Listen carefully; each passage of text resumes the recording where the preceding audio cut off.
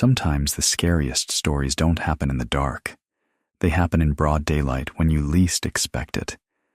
This is one of those stories.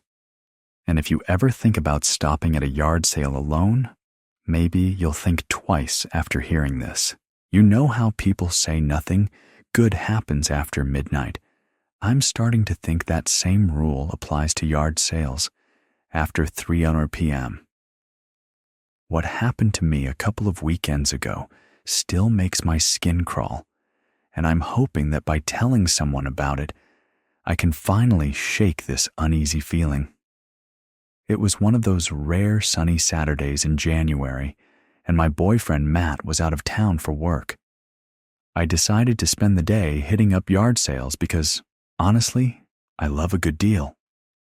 By around 2 p.m., I was ready to call it quits. My car was already loaded with mismatched mugs and a funky old lamp I didn't need. But as I was driving back through a quiet residential neighborhood, I saw a handwritten sign that said, "Yard sale, everything must go," with an arrow pointing down a side street. Against my better judgment and my growling stomach, I decided to check it out. The street was eerily quiet. I remember thinking it felt like a movie set where everyone had just disappeared. At the end of the cul-de-sac was an old house with peeling paint and an overgrown lawn. A few folding tables were set up in the driveway, covered with random junk old books, chipped figurines, mismatched silverware. There were no other shoppers, just a guy sitting on a plastic chair smoking a cigarette. He looked to be in his late 50s, maybe early 60s, greasy gray hair pulled back into a ponytail, wearing a stained flannel shirt. He gave me this strange smile as I got out of my car, like he was surprised I'd actually stopped. "Afternoon," he said, his voice gravelly. "Feel free to look around. Everything's cheap." I gave a polite smile and started browsing. Most of it was junk, but I felt like I had to at least pretend to be interested since I'd already parked and gotten out. As I moved closer to one of the tables, I noticed how silent the neighborhood was. No cars, no barking dogs, no wind, just me and this guy's labored breathing. I picked up a dusty book, an old hardcover copy of The Catcher in the Rye, the kind schools hand out. When I flipped it open, I saw someone had written something inside the cover. "Keep quiet, he's listening." A chill ran down my spine. I looked up at the guy, but he was just sitting there staring at me. His cigarette had burned down to the filter, and he was still holding it between his fingers, not moving. I quickly put the book back and moved to another table. There was an old jewelry box there, the kind you'd find at your grandma's house. The top was carved wood, but the latch was broken. I lifted the lid. Inside was a small stack of Polaroids. At first they seemed normal pictures of the house, the yard, a dog, but as I flipped through they got stranger. One was of a woman's hand with a ring on it, her fingers spread like she was showing off the jewelry. Another was a close-up of a face, but it was blurry, like the person was moving or trying to turn away. The last one made my stomach drop. It was a picture of a woman tied to a chair in what looked like a basement. I snapped the box shut suddenly, hyper-aware of how alone I was. The man was still watching me, not saying a word. I forced a smile, my voice shaking. "Do you take Venmo?" He grinned, yellow teeth visible this time. "Cash only." "Right," I said, backing toward my car. "I think I left my wallet. I'll be right back." I turned and walked as casually as I could. But the moment I was in the car, I locked the doors and started the engine. When I glanced in the rearview mirror, the man was standing now, shading his eyes with his hand, watching me drive away. I didn't go straight home. I parked in a grocery store lot a few miles away and just sat there, trying to make sense of what I'd seen. Part of me wanted to call the police, but what was I supposed to say? That some guy at a yard sale gave me the creeps. I finally convinced myself it wasn't worth it, and drove home locking every door and window behind me. That night, I had the worst sleep of my life. Every creak in the house made me jump. Around 3:00 a.m., my phone buzzed with a text. It was from an unknown number. The message read, "You forgot something." I stared at the screen, my heart pounding. Then another text came through. It was a picture of my car parked in the grocery store lot earlier that day. I didn't sleep the rest of the night. First thing the next morning, I went to the police. I showed them the texts and the photo, but there wasn't much they could do. The number was a burner, and without any real evidence, they couldn't exactly investigate a yard sale. I haven't been to another one since. I double-check my locks. I keep an eye out for anyone who might be following me. So far, nothing else has happened, but I can't shake the feeling that I was meant to be his last sale of the day.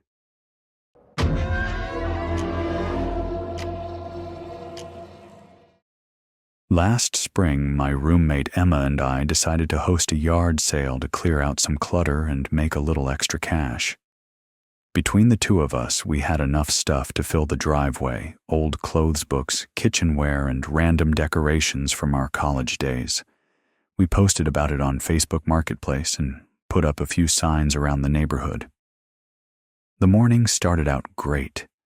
The usual crowd of early birds showed up right at 8:00 a.m., haggling over prices and making small talk. Most of the people were nice, polite, and they didn't stick around too long. By 10, we'd already sold half the stuff, and Emma was joking about how we'd probably need a trip to Target just to fill our apartment back up. Around 10:30, a man showed up. He looked to be in his late 50s with graying hair and glasses, wearing a faded green jacket and jeans. At first glance, he seemed like any other shopper. He walked up slowly, hands in his pockets, and started browsing the tables. But something about him didn't feel right. He didn't look at the items the way the others had. Instead, he seemed to be scanning the whole scene, glancing at me, at Emma, at our house. "Morning," Emma said cheerfully. She always had this way of making people feel at ease. The man didn't respond at first.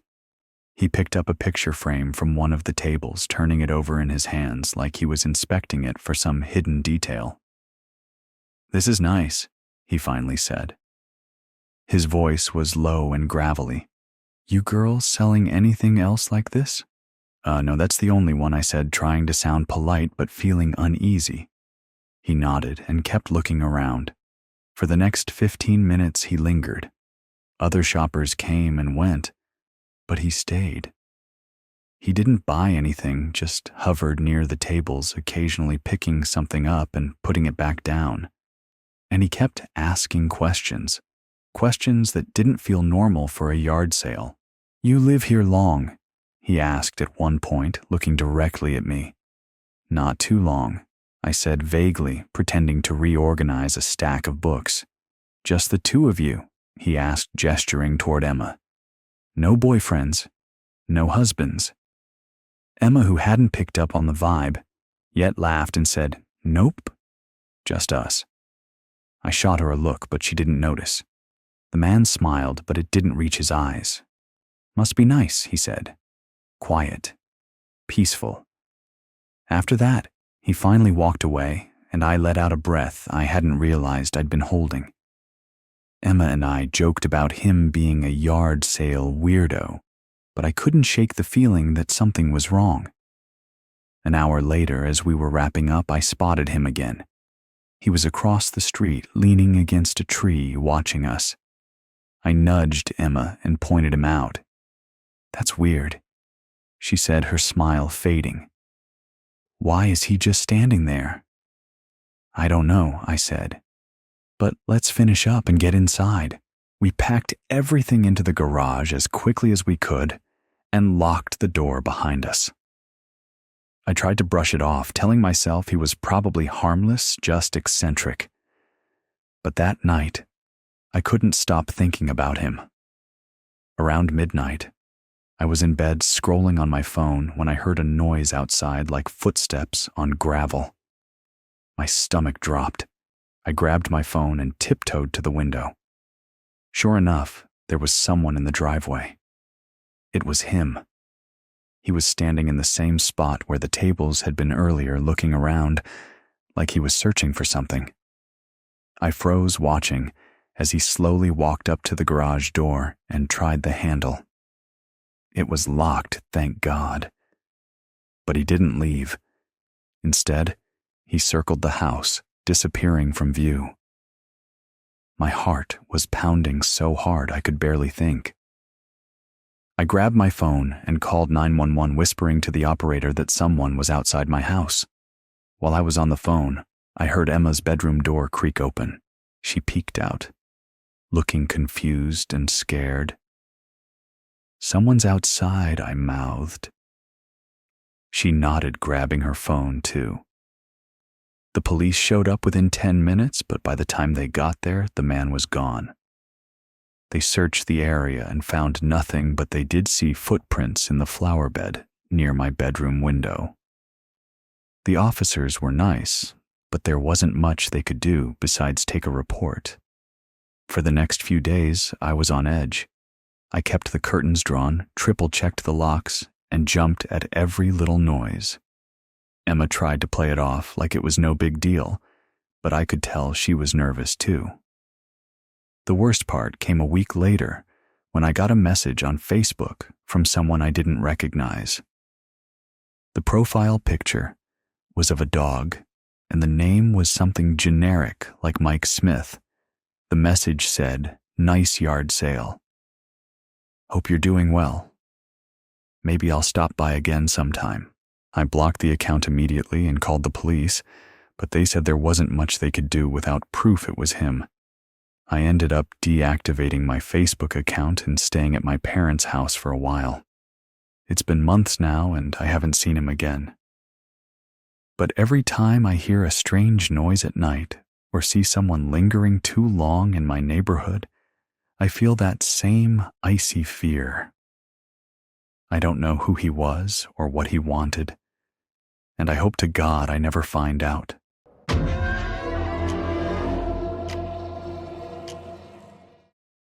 It's strange the things you find when you're not really looking. Sometimes they're harmless, a dusty book, an old teacup, a forgotten toy. But every now and then, you stumble across something that should have stayed hidden. This is one of those stories, and I still think about it every single night. I've always loved yard sales. There's something thrilling about hunting for treasures in other people's cast-offs, and most weekends, my sister Lena and I make a day of it. Last summer, on one of those unbearably hot Saturdays, we decided to hit a few sales in a small rural town about 45 minutes from where we live. The first couple of sales were nothing special. Some overpriced furniture, a few scratched-up DVDs, and piles of baby clothes. By noon, we were sweaty and starving.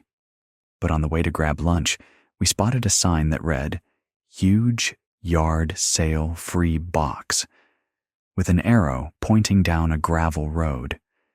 Free boxes are usually junk, but once I found a vintage leather wallet in one, so they always pique my curiosity. The house was isolated, set back from the road, with empty fields on either side. There were no other cars parked there, which was odd for such a huge sale, but the driveway was lined with tables, piled high with stuff, so we figured maybe we'd just beaten the crowd. A man in his 40s wearing cargo shorts and a faded baseball cap waved as we pulled in. "Feel free to look around," he called out. "Everything's negotiable." He seemed friendly enough, so we got out and started browsing. Lena gravitated toward a table of old kitchen gadgets, while I made a beeline for the free box. It was a plastic tub full of random knickknacks, some old books, tangled jewelry, and a few toys.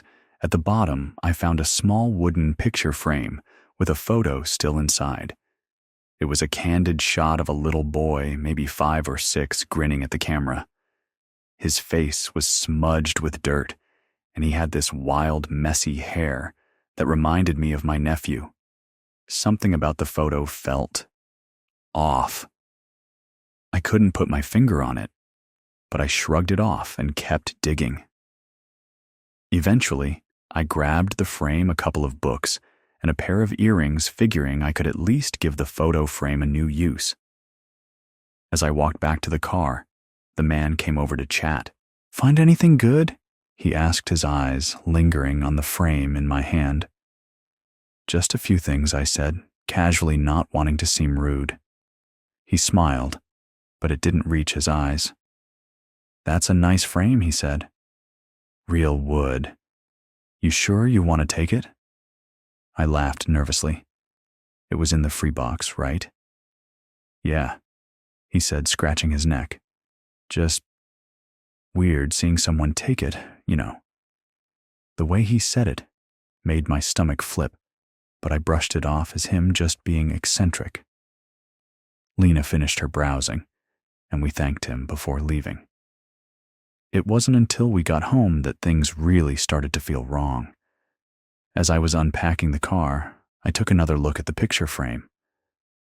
The photo of the boy wasn't printed on glossy paper. It looked like it was printed at home, the kind that smears if it gets wet. Behind the photo, there was a folded piece of paper wedged into the frame. Curiosity got the better of me, so I slid the back open to see what it was. It was a handwritten note. "If you find this, please call the police. He's keeping me in the shed. Caleb." I froze. My hands were trembling. I yelled for Lena, who came running when she saw the note. Her face went pale. "We need to call the cops," she said immediately. But before we could do anything, I heard a car engine outside. I peeked out the window and saw a rusty blue pickup truck idling at the end of our driveway. It was the guy from the yard sale. He was just sitting there staring at our house. "Lena." "He's here," I whispered. My heart was pounding so hard I thought it might break through my chest. She ran to the window and froze. "What does he want? I don't know," I said. "But we need to call the police now." As I dialed 911, the truck started creeping forward, pulling into our driveway. I gave the dispatcher all the details, trying to stay calm, but my voice was shaking. The operator told us to stay inside, lock the doors, and wait for an officer to arrive. The man parked his truck and got out, standing in the driveway with his hands in his pockets. He didn't come closer, but he didn't leave either. It felt like a standoff. Lena and I stayed in the living room, watching him through the window, clutching kitchen knives like they were some kind of shield. After what felt like an eternity, we heard sirens. The man must have heard them too, because he got back in his truck and sped off just before the police arrived. We gave the officers the note and described what had happened. They took it seriously and sent a patrol car to check out the property where the yard sale had been. That night, I couldn't sleep. Every noise made me jump. Every shadow felt like it was hiding someone. The next morning, an officer called to update us. They'd found the shed Caleb mentioned in the note, but it was empty. There were signs someone had been living there, an old mattress, food wrappers, but no sign of the boy. They were launching a full investigation, but I couldn't shake the guilt that I hadn't done more. What if we'd gotten there earlier? What if we'd found Caleb in time? It's been months now, and I still think about that yard sale every time I see a free sign. I don't know what happened to Caleb or why that man was watching our house, but I've stopped going to yard sales altogether. Some bargains just aren't worth the risk.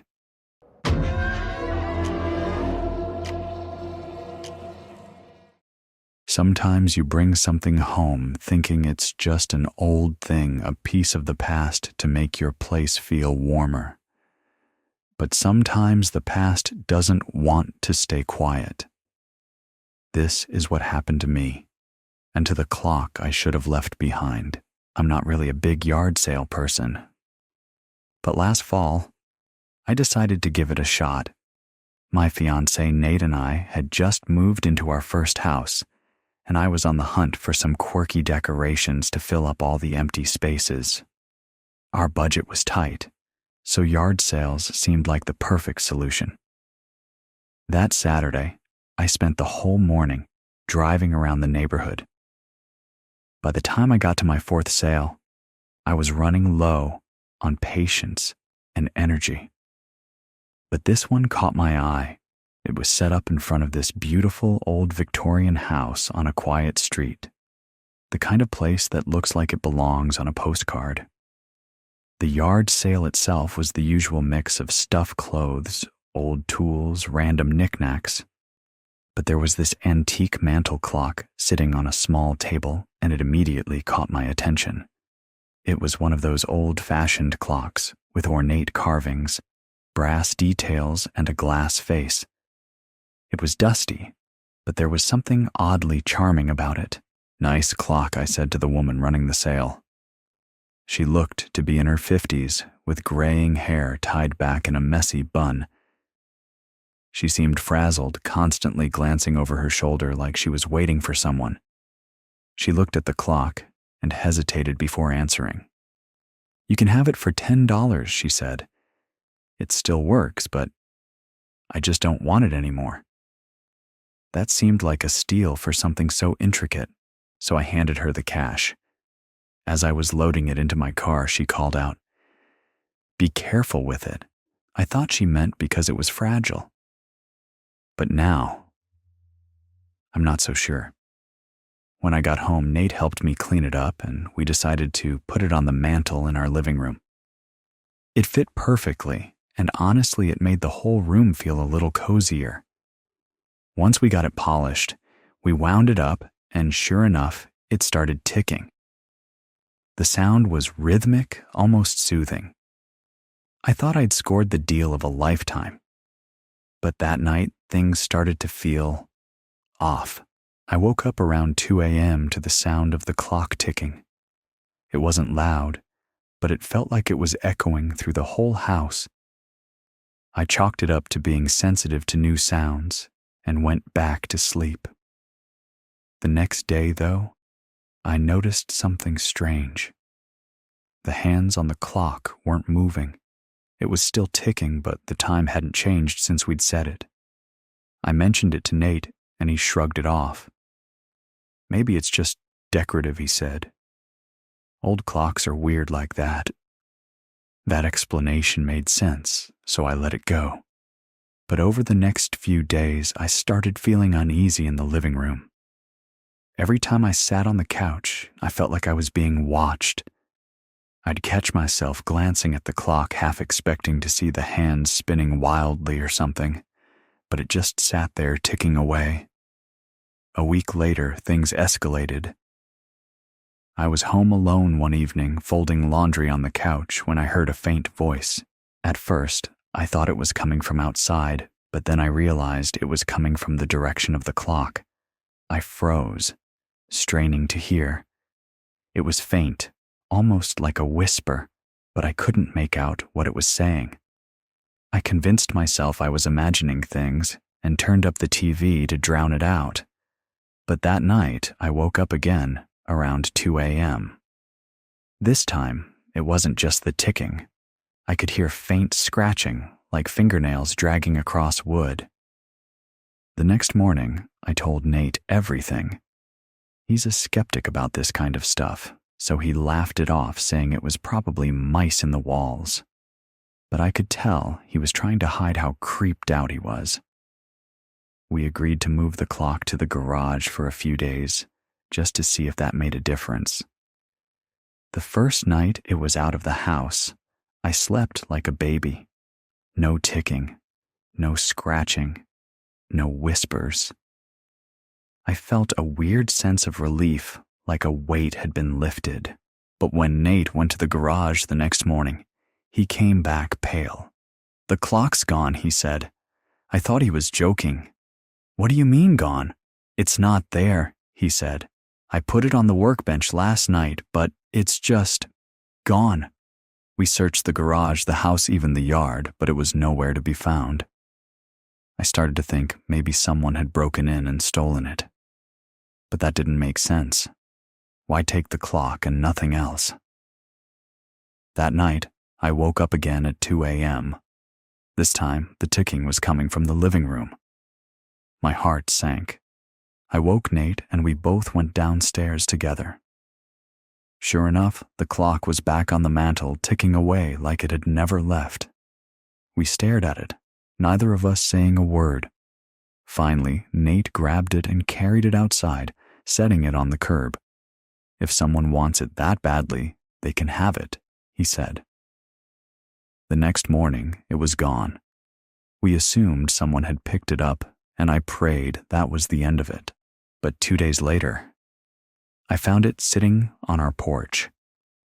There was a note tucked behind the glass face, written in shaky handwriting. "You can't get rid of it." Neither could I. I felt like I was going to throw up.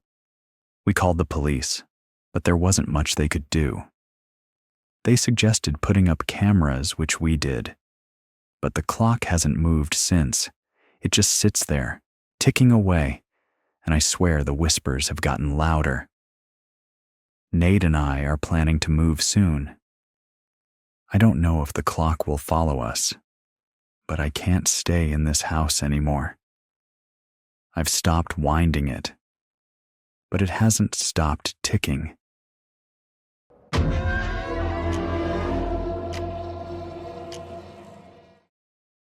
Sometimes the scariest things don't happen in the dead of night. They happen on an ordinary sunny morning, right outside your own front door. I didn't know that when I decided to join my neighborhood's annual yard sale, but I learned it fast. A few months ago, my neighborhood had its annual community yard sale. It's one of those events where everyone sets up tables in their driveways and people from all over town show up to browse. I've always enjoyed the event. It's a good way to clear out old junk and meet the neighbors. This year, I decided to participate for the first time. I had some old furniture books and random stuff I didn't need anymore, so I figured, why not? The morning of the sale, I set everything up in my driveway. I had a folding table for the smaller items and a couple of chairs so I could sit and relax between shoppers. Things started off pretty normal. People came and went asking questions about prices or haggling over knickknacks. I even sold an old desk I'd been meaning to get rid of, so I was feeling pretty good. Around 11 a.m., this guy showed up. He looked to be in his late 40s or early 50s, dressed in a faded hoodie and jeans that were a little too big for him.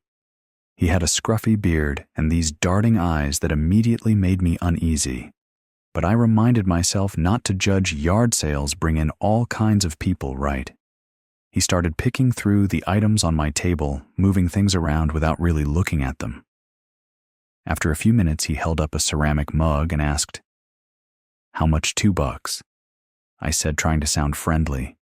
He nodded, but he didn't put it down or make a move to pay for it.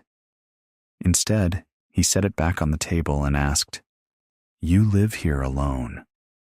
I froze for a second. That's not exactly the kind of question you expect from a stranger at a yard sale. Trying to play it cool, I laughed awkwardly and said, "No, my boyfriend's inside." That was a lie. I don't even have a boyfriend. But something about this guy put me on edge. He gave me this weird little smile and said, "That's good. It's not safe for a woman to be alone."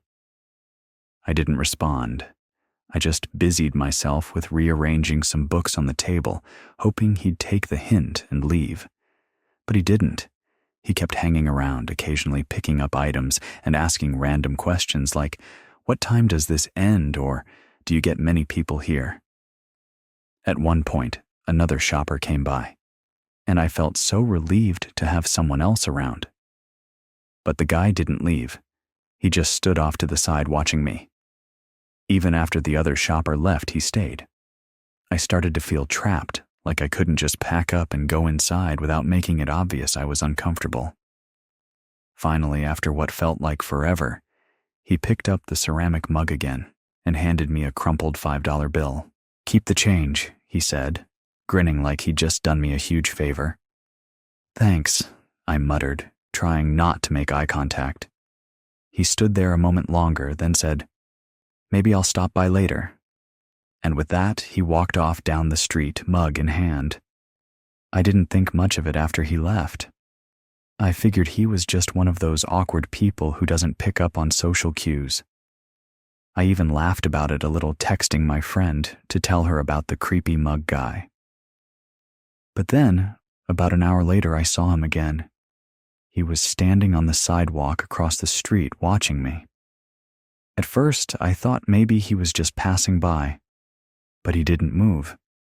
He stood there for a solid 5 minutes, just staring. I pretended not to notice, but my heart was racing. Eventually, he turned and walked away, but I couldn't shake the feeling that he'd come back. I decided to call it a day. I packed up my stuff as quickly as I could and hauled it back into the garage. By the time I was done, I was sweating both from the effort and from the nervous energy. I locked the garage, double-checked the front door, and went inside to calm down. That night, I was lying in bed scrolling through my phone when I heard something outside. At first, I thought it was just the wind, but then I heard it again, a soft shuffling noise like someone walking on gravel. My stomach dropped. I crept to the window and peeked out through the blinds. My yard was dark, but the streetlight at the corner cast just enough light for me to see the outline of someone standing in my driveway. It was him. He was holding the ceramic mug, staring at my house. He didn't move, didn't knock, didn't say anything, just stood there, like some kind of statue. I grabbed my phone and called 911, whispering to the operator that there was a man outside my house. She told me to stay on the line and keep the doors locked. As I waited for the police, I kept glancing out the window, my heart pounding so hard I thought it might burst. When the police arrived, their headlights lit up the driveway, but the man was gone. They searched the area, but didn't find anything. I showed them the mug he'd bought earlier and told them about the conversation we'd had. They said they'd patrol the neighborhood and let me know if they found him. I didn't sleep much that night. Every little noise made me jump, and I kept picturing him standing in my yard holding that stupid mug. The next morning, I found the mug sitting on my front porch. It was cracked, like it had been dropped, and there was something stuffed inside. I tipped it over, and a folded piece of paper fell out. "I'll see you again soon," it said, written in shaky, scrawled handwriting. I moved out of that house 2 months later. I never saw the man again, but to this day I get nervous anytime I see someone lingering near my driveway, and I don't do yard sales anymore.